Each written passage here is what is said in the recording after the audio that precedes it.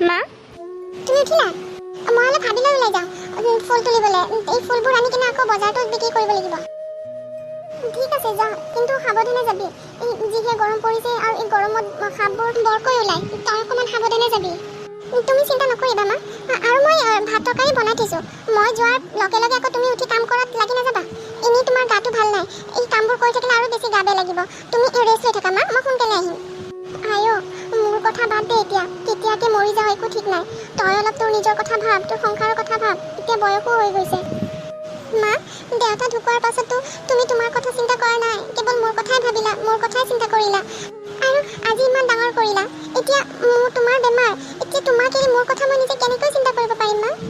মোৰ সংসাৰৰ কথা কেনেকৈ চিন্তা কৰিব পাৰিম মা? তুমি চিন্তা নকৰিবা মা, ভগৱানে সকলোবোৰ ঠিক কৰি দিব। এদিন আমাৰ ওচৰতো টকা হ'ব, আৰু তেতিয়া মই তোমাক বাহিৰত লৈ গৈ ডাঙৰ মেডিকেলত দেখুৱাম আৰু তাতেই চিকিৎসা কৰাম। ভগৱানে যেন তোৰ মনৰ কথা সকলোবোৰ পূৰণ কৰে, আৰু মোৰো সপোনটো যাতে পূৰা কৰে। তোৰো এটা ভাল সংসাৰ হওক, এজন ভাল ল'ৰাৰ লগত বিয়া হওক। তুমি চিন্তা নকৰিবা মা, ভগৱানে সকলোবোৰ ঠিক কৰিব। এতিয়া মই আহিছোঁ। হে ভগৱান, তুমি আমাৰ ফালে কেতিয়া চাবা আমাৰ ফালে? আমাক সহায় কৰক ভগৱান, সহায় কৰক আমাক।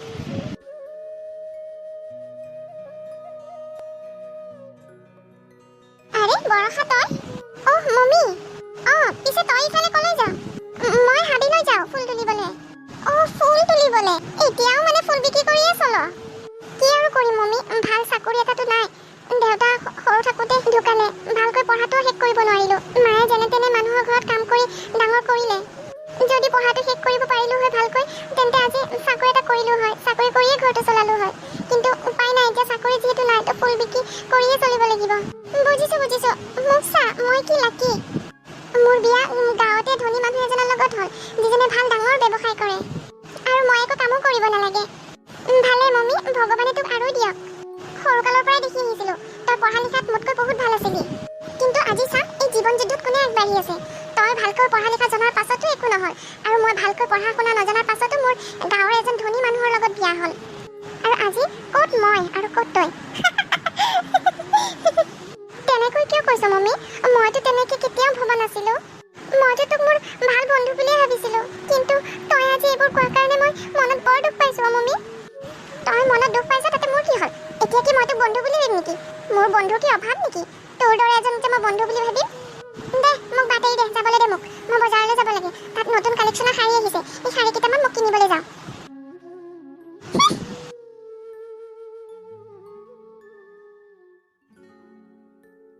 দেউতাক জীয়াই থকা হ'লে আজি ময়ো পঢ়ি শুনি ডাঙৰ মানুহ হ'লোঁ হয়, ভাল চাকৰি এটা কৰিলোঁ হয়। মই এনেকৈ ফুল বিক্ৰী কৰি খাব লগা নহ'লেহেঁতেন। কিন্তু যেনেকৈ নহওক, এতিয়াতো মই কাম কৰিবই লাগিব। ফুল বিক্ৰী কৰি হ'লেও ঘৰটো চলাব লাগিব, কাৰণ মাৰ বেমাৰ, মাকটো চাবই লাগিব মই। এতিয়া আৰু মই মানুহৰ কথাত কান্দি লাভ নাই, মোৰ কৰ্ম মই কৰিবই লাগিব। ইমান দূৰলৈ আহিলোঁ, কিন্তু ইয়াতো এখনো ফুলগছ দেখা নাই। আৰু অলপ ভিতৰলৈ গৈ চাওঁ, তাত থাকিব পাৰে। ইয়াতে আছে দেখোন ফুল। এইবোৰৰ পৰা কিছুমান লৈ গৈ বজাৰত বিক্ৰী থৈ আহোঁ।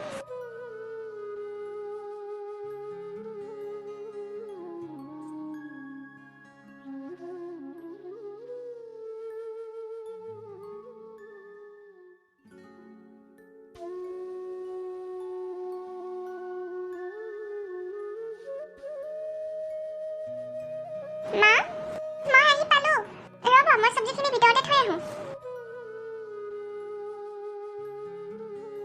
মা, এই চোৱা, তোমাৰ কাৰণে মই দৰৱ আনিছোঁ।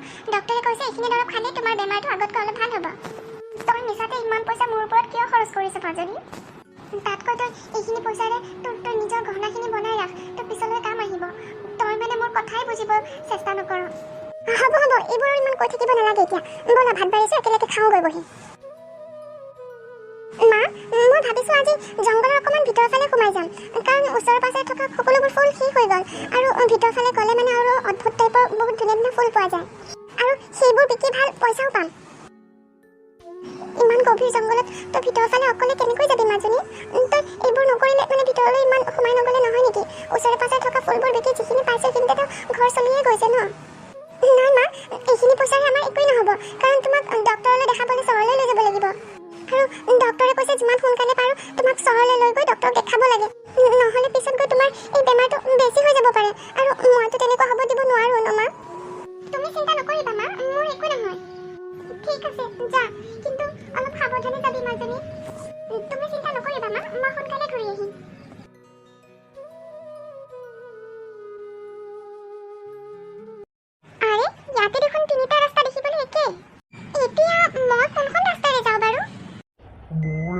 ৰাস্তাৰে আহা। মোৰ এইটো ৰাস্তাৰে আহিলে তুমি বহুত সোণৰ গহনা পাবা। নাই নাই, তুমি মোৰ এইটো ৰাস্তাৰে আহা। তুমি এইটো ৰাস্তাৰে আহিলে বহুত হীৰাৰ বস্তু পাবা আৰু যিবোৰ তুমি পিন্ধি নিজকে বহুত ধুনীয়া দেখুৱাব পাৰিবা। হে ভগৱান, মই এয়া কোন জেগাত আহি পালো? ইয়াতে দেখোন ৰাস্তাবোৰে কথা ক'বলৈ লৈছে। তুমি ইহঁতৰ কথা বাদ দিয়া, তুমি মোৰ এইটো ৰাস্তাৰে আহা। এইটো ৰাস্তাত এজন অসহায় বৃদ্ধা আইতাই বহি পিয়াহত কেঁকাব লৈছে। তাইক তুমি অকণমান পানী খুৱাই তাইৰ জানটো বচোৱা। তুমি যদি সেইটো ৰাস্তাত যোৱা তেতিয়াহ'লে কিন্তু আকৌ মোৰ এইটো ৰাস্তাত ঘূৰি আহিব নোৱাৰিবা। তুমি যিকোনো এখন ৰাস্তাৰেহে যাব পাৰিবা। তুমি মোৰ এইটো ৰাস্তাৰেই যোৱা। তুমি কি ধুনীয়া হ'ব নিবিচাৰা নেকি? সোণতকৈ বেছি দামী হ'ল হীৰা। তুমি মোৰ ইফালে আহা। হয়, মোৰ বৰ্তমান টকাৰ বহুত প্ৰয়োজন, কিন্তু বৰ্তমান মই সেইখন ৰাস্তাৰে গ'লে এজন বুঢ়ী আইতাৰ জানটো বচাব পাৰিম। আৰু মানুহ এজনৰ জীৱনতকৈ টকা ডাঙৰ কেতিয়াও হ'ব নোৱাৰে। মই সেইখন ৰাস্তাৰে গৈ আইতাজনীক পানী খোৱালে আইতাজনীৰ জীৱনটো ৰক্ষা পাব। গতিকে মই সেইখন ৰাস্তাৰে যাম। আৰু পইচাৰ কথা হ'ল, আগতে যেনেকৈ কষ্টৰে উপাৰ্জন কৰিছিলোঁ আগলৈ তেনেকৈয়ে কষ্টৰে উপাৰ্জন কৰি থাকিম। কিন্তু চকুৰ সন্মুখত তেনেকৈ অসহায় মানুহ এজনক মৰিব দিব নোৱাৰোঁ।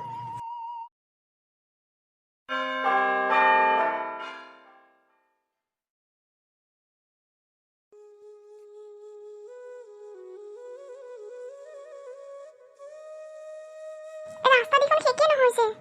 আৰু এই বুঢ়ী আইতাজনী ক'ত, যিজনীৰ পানী পিয়া লগা বুলি কৈছিলে? ইয়াতে কোনো বুঢ়ী আইতা নাই। তুমি অলপ আগুৱাই যোৱা আৰু অলপ আগুৱাই গৈ দেখিবা এখন বাকচ আছে আৰু বাকচৰ ভিতৰত ঢেৰ সোণা গহনা আছে আৰু সেইবোৰ সকলোবোৰ তোমাৰ হয়। তুমি সেইবোৰ লৈ ঘৰলৈ উভতি যোৱা। তুমি এইবোৰ কি কৈ আছা? আৰে ক'ত গ'লা তুমি? এওঁ বাৰু সঁচা কথা ক'লে নেকি? অলপ আগুৱাই গৈ চাই আহোঁ।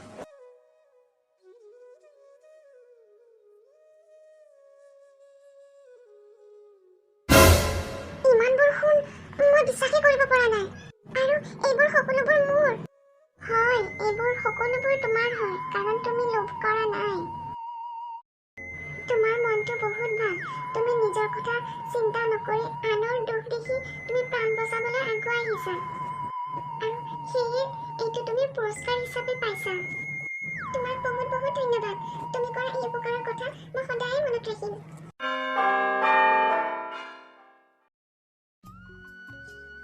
মা, এয়া চোৱা কি আনিছো। তই আজি ইমান সোনকালে ঘৰলৈ আহিলি যে? মা, আৰু লগত এইটো কি আনিছে চোৱা, সোণা গহনাৰে ভৰা এখন বাকচ।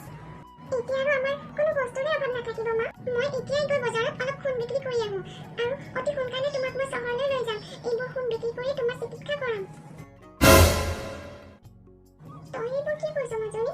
আৰু তই এই সোণেৰে ভৰা বাকচখন ক'ত পালি? বাকচ চুমাত মা।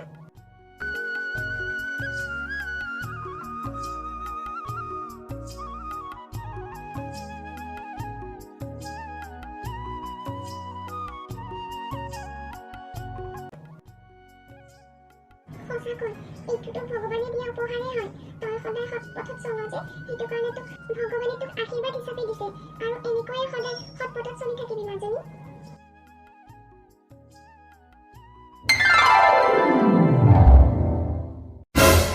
ইমান ডাঙৰ বিল্ডিং এইখন কাৰ হয় বাৰু? ইমান দিনতো দেখা নাছিলো। গাঁৱত নতুনকৈ কোনোবাই বিল্ডিং বনালে নেকি? মই দেখোন গমেই নাপাওঁ। কাৰ বা হয়, অলপ ভিতৰলৈ গৈ সোধ-পোছ কৰি আহোঁ। ঘৰত কোনোবা আছে নেকি? অলপ বাহিৰলৈ ওলাই আহিবাচোন। বৰষা, তই? মমি তই? ভিতৰলৈ আহ। বৰষা, তই ইয়াতে কি কৰ? এতিয়া আকৌ মানুহৰ ঘৰত কাম কৰিব লাগি নেকি? নহয় নহয়, মই আকৌ মানুহৰ ঘৰত কিয় কাম কৰিম? এইখন মোৰে ঘৰ হয়। ভিতৰলৈ আহি আমাৰ ঘৰটো নতুন ঘৰটো চাই যাবি আহি। তোৰ ঘৰ? তই এইবোৰ কি কৈছ?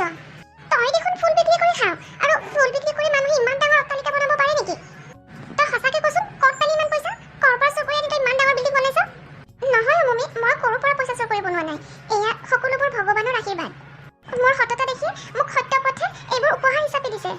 ভগৱানৰ আশীৰ্বাদ, সততা, সত্যপথ, এইবোৰ কি বকি আছ তই? তই ভালকে খুলি কচোন কি হৈছে এইবোৰ? মইতো তোৰ সৰু কালৰ পৰাই ভাল বন্ধু আছিলে ন? তই মোকো খুলি নকওঁ নেকি? মমি, কৈছো ৰ, তোক সকলোবোৰ কৈছো মই।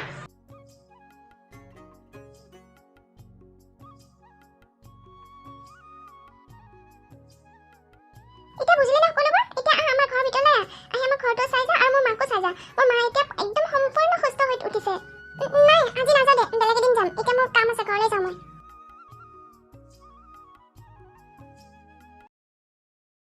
বৰষা ইমান ধনী কেতিয়াও হ'ব নোৱাৰে, আৰু মই থাকোঁতে যে তাইক ধনী কেতিয়াও হ'বলৈ নিদিওঁ।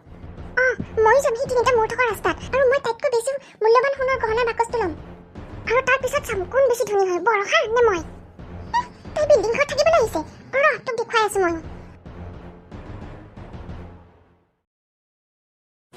এই দেখোন একেলগে থকা তিনিটা ৰাস্তা। এতিয়া মই কোনখন ৰাস্তাৰে গ'লে বাৰু মই সোণ গহনা এইবোৰ পাম? মোৰ ৰাস্তাৰে আহা। মোৰ এইটো ৰাস্তাৰে আহিলে তুমি বহুত সোণৰ গহনা পাবা, অলংকাৰ পাবা। তুমি মোৰ ৰাস্তাৰে আহা। তুমি মোৰ এইটো ৰাস্তাৰে গ'লে তুমি বহুত ধুনীয়া হৈ যাবা দেখাত, আৰু তুমি হীৰাৰ মণি মুকুতাও পাবা। নাই নাই, তুমি ইহঁতৰ কথা নুশুনিবা। তুমি মোৰ এইটো ৰাস্তাৰে আহা। এই ৰাস্তাত এজন বুঢ়ী আইতা পানী পিয়াহত ককবকাই আছে, মৰিবলৈ ওলাই আছে। তুমি আহি ইয়াক বচোৱা। আহে তুমি তোমাৰ বুঢ়ী আইতাক পানী খুৱাই বচোৱাৰ কথা।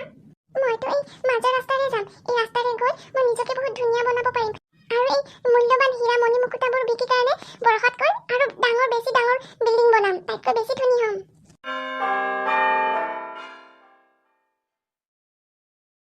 ক'ত হীৰাৰ দেখোন একো খা খবৰে নাই। ইমান বাট আহিলেও কিন্তু একো দেখোন দেখা নাই।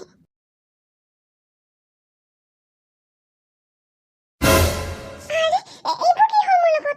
মই দেখাত ইমান বুঢ়ী আৰু গৰীব টাইপৰ কিয় হৈ গ'লো? এইটোৱে হ'ল তুমি কৰা পাপৰ পুৰস্কাৰ। তুমি অসহায় বৃদ্ধা আইতা এজনীৰ সহায় কৰা এৰি তুমি নিজকে ধুনীয়া বনাবলৈ আৰু ধনী হ'বলৈ তুমি মোৰ এইটো ৰাস্তাত আহিছিলা। তুমি হীৰা মণি মুকুতাৰ লোভত তুমি এজন মানুহৰ জীৱনৰ কথা অকণমানো নাভাবিলা, আৰু সেইটো কাৰণে তোমাক এই পাপৰ ফল দিয়া হৈছে। এতিয়াৰ পৰা তুমি তোমাৰ এইটো ৰূপতে থাকিব লাগিব। মোক ক্ষমা কৰি দিয়া, মোৰ পৰা বহুত ডাঙৰ ভুল হৈ গ'ল। মই আৰু জীৱনত এনেকুৱা কেতিয়াও নকৰোঁ। তুমি তোমাৰ ভুলটো বুজিব পাৰিছা, এইটো দেখি ভাল লাগিছে। কিন্তু যদি তুমি অহা এবছৰৰ ভিতৰত মানুহৰ লগত ভাল ব্যৱহাৰ কৰা, তেতিয়াহ'লে তোমাৰ এই ৰূপটো লাহে লাহে চেঞ্জ হ'ব ধৰিব, আৰু তুমি আকৌ আগৰ ৰূপলৈ আহি যাবা। আৰু যদি তেনেকুৱা নকৰা, তেতিয়াহ'লে তুমি গোটেই জীৱন এনেকুৱাই থাকিব লাগিব। মই মোৰ ভুলটো বুজিব পাৰিছোঁ। এবছৰ কিয়, মই আজিৰ পৰা কাৰো লগতে বেয়া ব্যৱহাৰ নকৰোঁ, আৰু নিজৰ মনত কোনো বস্তুৰ প্ৰতি লোভ নানো।